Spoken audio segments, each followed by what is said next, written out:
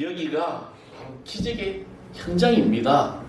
의심하지 말고 믿음으로 주님 앞에 나아가십시오. 문제를 가지고 나아갈 때 그대로 하니 기적이 일어나더라는 거죠. 삶의 내 모든 것들이 하나님의 말씀에 내 모든 맡기고 그대로 해보십시오. 내 생각, 내 의지, 내 자아, 내 자기의 다 깨 부서져야 돼요. 그렇게 기적은 일어납니다. 오늘 아침 우리 주신 하나님 말씀 보겠습니다. 요한복음 제2장 1절에서 11절까지 말씀입니다. 시작성경 144쪽입니다. 요한복음 제2장 1절에서 11절 다 찾으셨으면 제가 한 절 여러분이 앉아 있게 공부하겠습니다. 사흘째 되는 날 갈릴리 가나에 혼례가 있어 예수의 어머니도 거기 계시고 포도주가 떨어진지라 예수의 어머니가 예수에게 이르되 저들에게 포도주가 없다 하니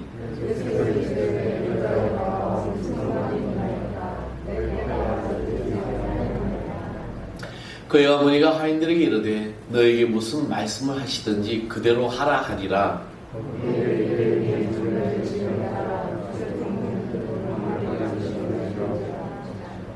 예수께서 그들에게 이르시되 항아리에 물을 채우라 하신즉 아기까지 채우니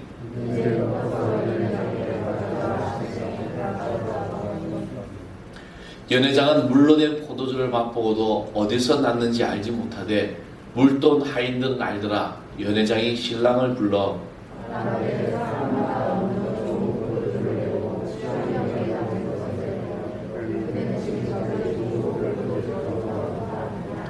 다 같이 합니다. 예수께서 이 첫 표적을 갈릴리 가나에서 행하여 그의 영광을 나타내시매 제자들이 그를 믿으니라. 아멘. 할렐루야. 오늘 주님의 은총이 여러분의 모든 삶을 또 인도하는 이 귀한 날 되기를 간절히 축원하겠습니다. 요즘 이제 저는 저 자신에게 많은 질문을 던집니다. 물론 이제 어떤 목회적인 부분도 있겠지만 나름대로 저 자신에게 질문을 던지는데 그 중에 하나가 너는 하나님과 가까이 하고 있느냐? 하나님과 가까이 하는 삶을 살아가고 있느냐?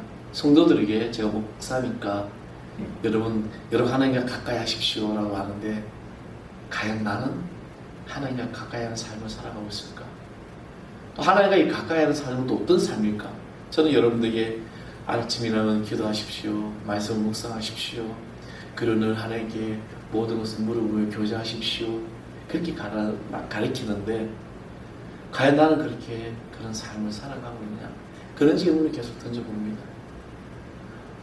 정말 나는 하나님 앞에서 하나님과 가까이 하는 삶을 또 여러분은 우리 하늘 살아계 성도들은 하나님과 가까이 하는 삶을 살아가고 있을까? 우리 매일의 삶이 늘 기적 같은 일어나고 있죠. 저는 오늘 이 그대로 하는 기적이라는 이제 제목을 이제 잡았는데 기적이라는 것 과연 나의 인생 속에서 이 기적은 일어날까? 그렇죠? 그렇다면 우리는 언제 또 기적은 일어나기를 원할까? 기적은 이 삶의 절실한 순간에 그때 기적을 우리는 사모한다는 것이죠. 그러나 기적은 우리의 삶 전체에 일어나고 있음을 여러분 고백하시기 바랍니다. 제가 그런 질문을 던지죠. 하나님, 나는 정말 하나님과 가까이 하는 삶을 살아가고 있습니까? 하나님과 가까이 하는 삶이 자체가 바로 기적이라는 거죠. 우리 기적이 뭔가 대단해야 되고 뭔가 뭐 죽었다 다시 살아나는 그런 기적, 그런 것만 기적이 아니라 내가 아침에 눈을 뜨고 눈을 감고 하는 모든 삶이 기적 같은 삶을 살아가게 되는 거죠. 제가 지난주 잠깐 얘기 듣습니다. 차가 그냥 갑자기 순식간에 일어나는구나. 그래서 우리는 매일의 삶 속에서 이런 기적을 경험하고 살아가고 있다는 것이죠. 자, 오늘 본문 요한복음 2장 1절에 시작되는 이 말씀은 우리가 잘 아는 말씀이죠. 물이 변하여 포도주가 되는 사건입니다. 어릴 때 교회 학교 때 찬양에 물이 변하여 포도주 되네 찬양이 있잖아요. 그죠? 세상적인 사람들, 세상적인 방법, 세상적인 이치로는 도저히 이해할 수 없는 이 기적 현장이 바로 가나 혼인 잔치에서 일어납니다. 자, 이 갈릴리라는 이제 오늘 본문이고 사흘째 되는 날 갈릴리 가나에 혼례가 있어 예수의 어머니도 거기에 계시고라는 그 말씀부터 시작을 하고 있습니다. 이스라엘의 이 결혼은요 일주일 동안 계속 되어집니다. 뭐 우리나라는 요즘 하루에 이제 혼례 결혼식하고 피로연합 다 하지만 여기에 여러분 걸어서 세계 테마 여행을 보면은 어떤 마을은 한 달 동안 결혼을 준비하고 행사를 치는 경우도 있죠. 이스라엘은 전통적으로 이제 일주일 내도록 결혼을 그런 성대하게 일어나는데, 근데 사흘째 되던 날에 예수님과 예수님의 제자들이 청함을 받습니다. 2절에 보면 이렇게 이야기하죠. 예수께서 그와 그 제자들과 혼례에 청함을 받았다라고 이제 시작을 하고 있습니다. 자, 성경에는 예수님의 어머니도 계시고 예수님의 제자들도 계시고 예수님도 계셨습니다. 이렇다면 아마 이 가나 혼인잔치에 일어났던 이 결혼식 현장은 누굴까요? 예수님의 어머니의 어떤 가족이든 아니면 요셉의 가족이든 누군가가 친척이 있기 때문에 예수님의 어머니도 예수님의 제자들도 예수님도 청함을 받게 되죠. 세상에 쌍도 모르는 사람이 결혼식에 가서 참여하지 않고 또 준비를 하고 있는, 지금 예수님의 어머니 마리아는 지금 아무래도 이 결혼의 모든 것을 총괄하고 있는 그런 어떤 그런 분 같아요. 그런데 이 청함을 받았다는 것은 이 기적의 현장에 이제 무엇을 보게 되냐면 우리는 예수님이 계셨다는 겁니다. 예수님이 그 혼례의 자리에 계셨다는 것, 이 기적의 현장이 있음으로 말미암아 기적은 시작됐다는 것입니다. 자, 문제의 시작이 뭡니까? 오늘 가나 혼인잔치에 지금 흥이교가 잔치를 벌이고 있는데, 그런데 그 잔치 자리에 포도주가 떨어졌어요. 이 고대 근도의 팔레스타인 지역에는 이 포도주는 굉장히 중요하고 굉장히 또 좋은 것이고 굉장히 없어서는 안 될 그런 음료입니다. 우리의 물처럼 마시는 그런 포도주죠. 그리고 모든 행사나 모든 잔치에 이 포도주가 떨어지면 안 되는 그런 상황입니다. 근데 포도주가 없어요. 그것도 아직도 사흘이 더 남아있는데, 나흘이 더 남아있죠. 일주일 해야 되니까. 그런데 포도주가 없다? 문제가 일어났다는 것입니다.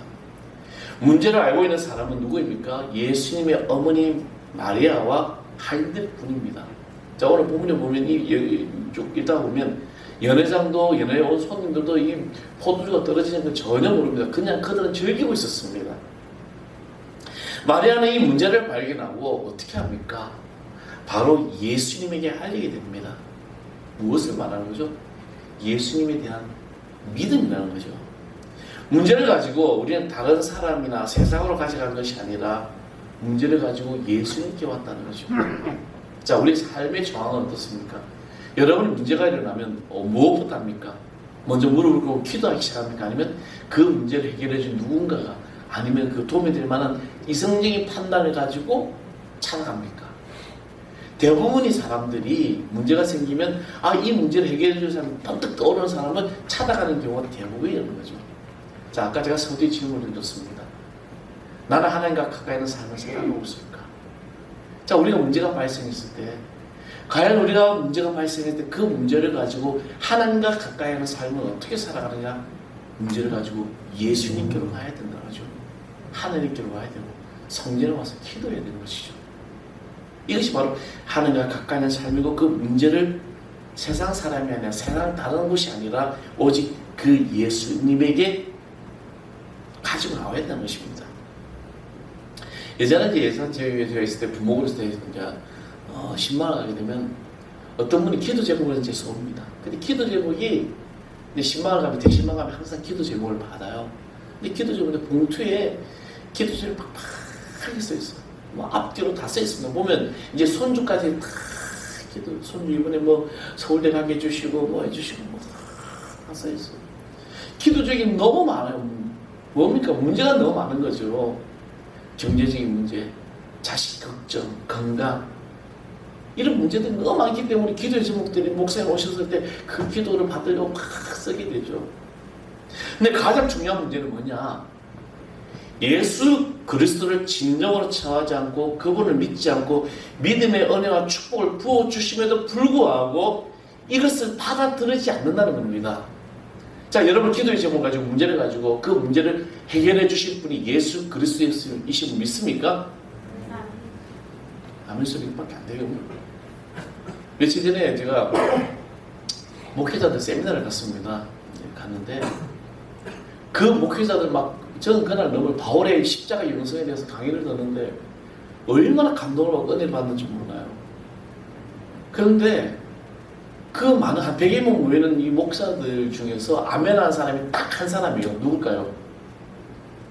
저니까 이야기하는 거예요. 예. 저만 아멘하더라고. 아무도 아멘 안 해. 그래서 제가 속으로 저러면서 강단에 가서 설교할 때 아멘하십시오 아멘하실 거 아니에요. 그 십자가에 그 심한 영성의 말씀을 하는데 모든 말씀 한마디 한마디가 너무나 은혜가 되었어요. 근데 이분은 신학교 교수님이에요. 제가 옛날에 신학 다닐 때 그분이 젊은 막 유학 와서 이제 교수, 다른 교수였는데 이제는 흰머리에 쭉 해가지고 왔는데 근데 그분이 저에게 딱 주는 감동이 한마디가 앞으로 다가올 시대에 신학이 여러분의 신앙, 여러분의 믿음을 방해할 수도 있다. 가감하게 그것을 넘어서야 된다는 거죠. 아멘 안 하시네. 얼마나 아멘입니까? 아멘이 아멘이 아니에요. 아멘. 그렇죠, 아멘이죠. 우리는 신앙의 모든 영성을 벗어나야 됩니다. 우리가 예수 그리스도를 그 은혜를 부어주었음에도 불구하고 이것을 받아들이지 않는다는 거예요. 지금 우리 신앙생활이 내가 교회 나오고 성경책을 끼고 아침에 묵상을 하고 찬양을 듣고 말씀을 하고 기도를 하도 과연 전적인 내가 이 모든 문제를 해결해 주실 분이 예수 그리스도이심을 내가 믿고 있냐는 겁니다. 그 믿음대로 우리가 행동하냐는 거죠. 때로는 너무나도 우리 이성적으로 생각합니다. 안 될 거야. 이미 부정적인 생각이 먼저 들어있는 거죠.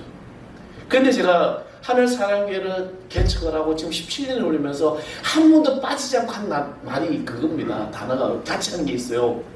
그게 뭔지 아십니까? 잘 되고 있습니다. 기도하면 됩니다. 그리고 또 하나 늘 이야기하죠. 내 믿음대로 될지어다. 내 믿음대로 될지어다.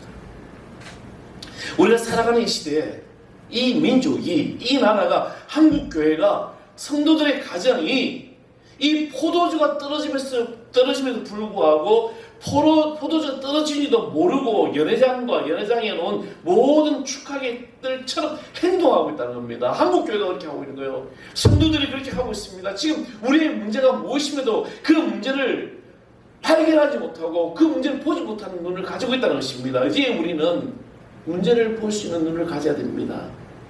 내가 가지고 있는 문제, 여러분 가정이 가지고 있는 문제, 이 나라가 가지고 있는 이 문제가 무엇인지 우리 이것을 발견하고 이 문제를 가지고 우리는 기도해야 될 줄 믿습니다. 누구에게? 예수님이 계신 곳으로 오는 거죠. 예수님의 어머니 마리아는 이 문제를 발견하고 연애를 주관하는 연회장에 간 것이 아니라 신랑에게 찾아간 것이 아니라 포도주가 떨어졌다고 그들을 찾아간 것이 아니라 바로 주님께로 달려와서 포도주가 떨어졌다. 문제가 발견했습니다. 이렇게 이야기하는 거죠. 닉 브리치치라는 목사님이시죠. 아마 인터넷 검색을 하는데 호주의 복음적인 설교자 목사님인데 근데 이분은 사지가 없습니다. 그냥 팔다리가 없어요. 선천적인 장애를 가지고 태어난 분이죠. 근데 이분이 전 세계를 다니면서 복음에 희망을 심어주죠. 근데 닉 브리치치 목사님이 한국 교회가 성장하는 나라이고 통성기도가 많은 나라였다는 것을 이야기했는데 그런데 지금 한국 교회가 이런 것들이 사라져가고 있다는 것입니다. 저는 매주일마다 여러분 통성기도를 요청합니다. 안 해도 돼요. 그냥 경건하게 가도 됩니다. 근데 왜 이 통성기도를 한 주도 빠짐없이 요청을 하느냐? 우리가 입술로 내 입술을 열어 주님 앞에 찬양하고 고백하고 부르짖는 이 기도가 하늘의 상대는 하늘의 문이 열리고 보좌가 움직이는 놀라운 역사를 일어나기 때문이라는 것이죠. 그래서 내 믿음대로 될지어다. 한국 교회가 지금 사라지고 있어요. 그런데 놀라운 사실은 지금 젊은이들이, 젊은 세대들이 다시 영적인 거룩한 바람이 일어나고 있는 거예요. 교회뿐입니까? 지금 이 땅에 이 부조리와 모든 것들을 박국에서 저들이 모이는 게 10대, 20대, 30대들 왜 모입니까? 이 부조리, 이 부정확한 이 악이, 그리고 한국계를 무너뜨리는 이 영적인 놀라운 것들을 이제는 우리가 일어서야 한다는 걸 알기 때문이죠. 예수님의 어머니는 이 문제를 가지고 예수님께 왔습니다. 자, 사전의 말씀에 보면 이제 이렇게 시작하죠. 예수께서 이르시되 여자여 나와 무슨 상관이니까 내 때가 아직 이르지 아니하였다라고 말합니다. 자, 여러분 보면은 예수님의 어머니가 누굽니까? 마리아예요. 그러면 예수님이 뭐라고 해요? 어머니 무슨 말이에요? 내 때가 아니라 나지만 이게 내가 할 일이 아니라고 했지만 그런데 여자여라고 이야기를 합니다. 자, 이 말씀은 거슬러 어디로 가야 되냐면 창세기로 가게 됩니다. 창세기 3장 15절의 말씀을 보면 이렇게 얘기를 하죠. 내가 너를 여자와 원수가 되게 하고 내 후손도 여자의 후손과 원수가 되게 하리니 여자의 후손은 내 머리를 상하게 할 것이요 너는 그의 발꿈치를 상하게 할 것이다 하시고, 자, 이 말씀이 뭡니까? 창세기 3장에서 원죄가 일어납니다. 아담과 하와는 하나님이 너는 동산 중앙에 있는 선악과 선악의 나무를 따먹지 말라, 먹지 말라. 그것을 먹는 날에 정령 죽으리라 했는데 어떻게 됩니까? 이들은 하나님의 말씀에 불순종하고 그 선악과를 따먹으로 말미암아 그 따먹음의 어떤 책임 전가를 아담은 하와에게, 하와는 뱀에게 다 돌리게 되죠. 그러나서 주님이 하나님 주신 말씀입니다. 여자여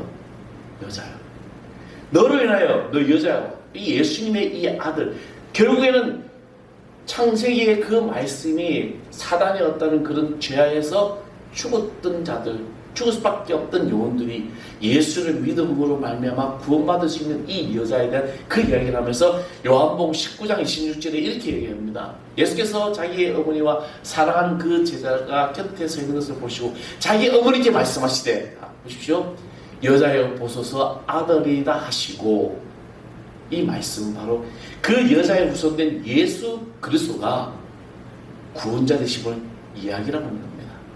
자, 오늘 본문의 요한복음 2장 1절의 이 말씀, 예수님이 공생애를 시작하면 그 첫 번째 기적이, 표적이 여기서 나왔기 때문입니다. 구원자 되시기 때문에 그 표적이 여기서 나오기 이유이기 때문에 여자라고 말하면서 이제 나는 당신의 아들이 아니라 구원자로서 내 복음의 사역 공생애를 시작하게 된다는 어떤 이야기라는 것이요. 나와 무슨 상관이냐? 내 때가 아직 이르지 아니했다는 이 말씀, 내 때가 도래하지 않았음에도 불구하고, 자, 5절의 말씀을 다시 보면은 마리아가 가인들에게 이릅니다. 그의 어머니 가인들에게 이르되 너에게 무슨 말씀을 하시든지 그대로 하라 하니라. 이 말씀을 하게 되죠. 무엇입니까? 지금 이 중요한 이 문제, 이 정말 어떻게 할 수 없는 이 문제, 지금 어디 가서 포도주 구할 수도 없는 거잖아요. 이런 포도주 나와 이렇게 나오는 게 아니잖아요. 근데 이 문제를 해결할 자는 예수 그리스도 뿐임을 믿었다는 것이죠. 아, 이분만이 할 수 있어. 사랑하는 성도 여러분, 기적은 이렇게 일어납니다. 그대로 갈 때. 우리 CCM 찬양 중에 주님 말씀하시면 내가 나아가리라, 주님 뜻이 아니면 내가 멈춰서리라는 찬양이 있습니다. 근데 우리는 주님 말씀하시지도 않는데도 막 나아가죠. 주님의 뜻이 아닌데도 불구하고 이것이 내 뜻이라고 자기 의로 말미암아 포장을 하게 됩니다. 우리는 얼마나 많은 자들이, 얼마나 많은 목회자들이, 얼마나 많은 성도들이 자기 의에 사로잡혀가지고 이것이 하나님의 말씀이다라고 이야기하고 그렇게 따라가는 자들이 얼마나 많은지 모릅니다. 주님이 말씀하시어 나의 삶의 현장에 오셨는데 내 문제를 주님 앞에 가져가면 되는 겁니다. 내 힘, 내 의지, 내 경험이 아니라. 마리아는 문제를 가지고 예수님 앞으로 왔습니다. 자신이 이 문제를 해결하려고 세상적인 방법, 다른 사람에게 요청하지 않았습니다. 사랑하는 성도 여러분, 예수 그리스도를 진심으로 믿으십니까?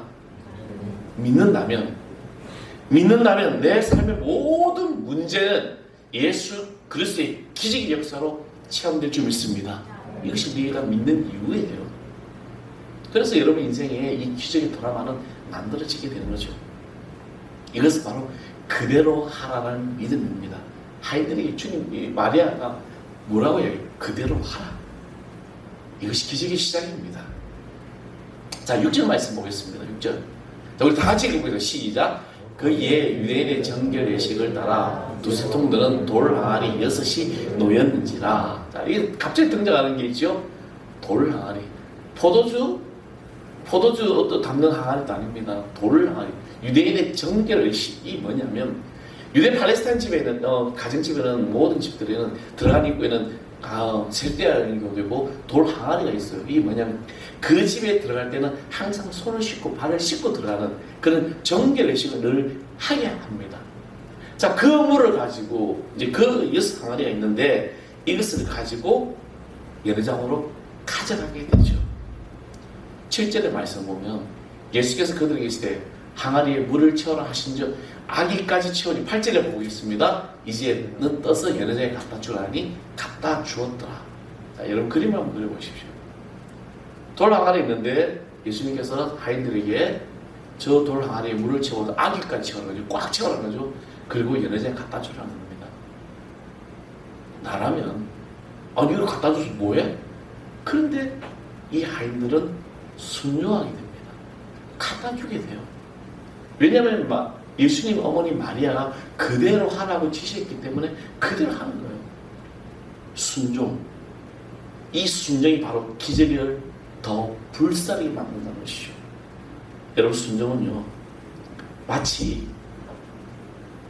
벼랑 끝에서 그냥 뛰어내리는 것입니다. 아무런 발판도 없는 이 은혜의 심령 속으로 내 존재를 내던지는 것이 순종이에요. 하나님의 말씀이 그렇게 선포됐다면 그냥 던져버리면 되는 거죠. 벼랑 끝에 우리는 섰을 때 얼마나 무섭습니까? 저는 고소공포증이 없었어요. 아시는지 모르겠지만 제가 낙하산 점프 훈련까지 다 받고요. 그리고 웬만한 높이 올라가서 막 옛날 처음에 전도서 때는 십자가 종탑 올라가서 네모사인 제가 직접 갈았어요. 그리고 우리 교회 종탑 이거 제가 직접 달고 용접해가지고 다 만들어놨어요. 근데 요즘 못 올라가겠어요. 너무 무서워. 다리가 후들거려요 막. 그런데 여러분 그 벼랑 끝에 섰을 때 얼마나 무서울까요? 근데 주님이 뛰어내리라고 해요. 내려. 너 몸을 던져. 사랑하는 성도 여러분, 순종은 이것입니다. 내 모든 생각, 내 의지, 그 모든 것들을 다 던져버리고 주님의 생각, 주님 말씀을 나를 채워놓고 내 몸을 던져버릴 때 기적의 역사가 나타나는 것이죠. 이 돌항아리에 물을 채우고 연회장으로 갖다 주는 것은 오직 전적인 주님의 그 말씀에 순종하며 행하신 믿음으로 시작되었다는 것입니다. 그래서 물이 변하여 포도주가 되는 사건이 발생한 거죠. 전혀 다른 이 형질의 변화가 일어난다는 것입니다. 갈릴리 바닷가에 밤새도록 고기를 잡았는데 한 마리도 못 잡아요. 그런데 그 배에, 베드로라는 사람 배에 한 사람이 옵니다. 천국의 복음을 전하면서, 그리고 베드로의 배에 타면서 복음 전하죠. 말씀 마치고 예수님께서 베드로에게 뭐라고 말씀하시냐면 그물을 깊은 데로 가서 던져라는 거죠. 근데 베드로가 주님, 선생님 무슨 말씀이세요? 내가 오늘 밤새도록 고기 잡았는데요. 저도 던지고 여도 다 고기 안 잡혀요. 베드로는 철저하게 자기 생각을 다 내려놓습니다. 한 마리도 고기를 못 잡았어요. 실패의 밤을 보냈습니다. 좌절의 밤을 보냈어요. 이제 아침에 가서 가족들을 뭘 먹여야 되지? 오늘 하루는 또 어떻게 살아야 되지? 그런데 이상한 사람이 와서 내 배 타더만은 뭘 천국 복음 전하더만 그물을 깊은 데로 던지라네. 근데 그 그물을 던지는 순간에 기적이 일어나게 되죠.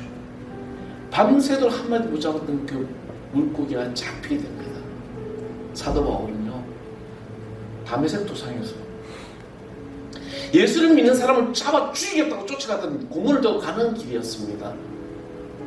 근데 그 다메섹 도상에서 누굴 만납니까? 부활하신 주님을 만납니다. 사울아 사울아, 누구십니까? 네가 핍박하는 예수다. 이겁니다. 바울은 그때 자기의 모든 자기 어떤 학력, 재산 뭐 다 내놓습니다. 엎어지죠. 고백하게 됩니다.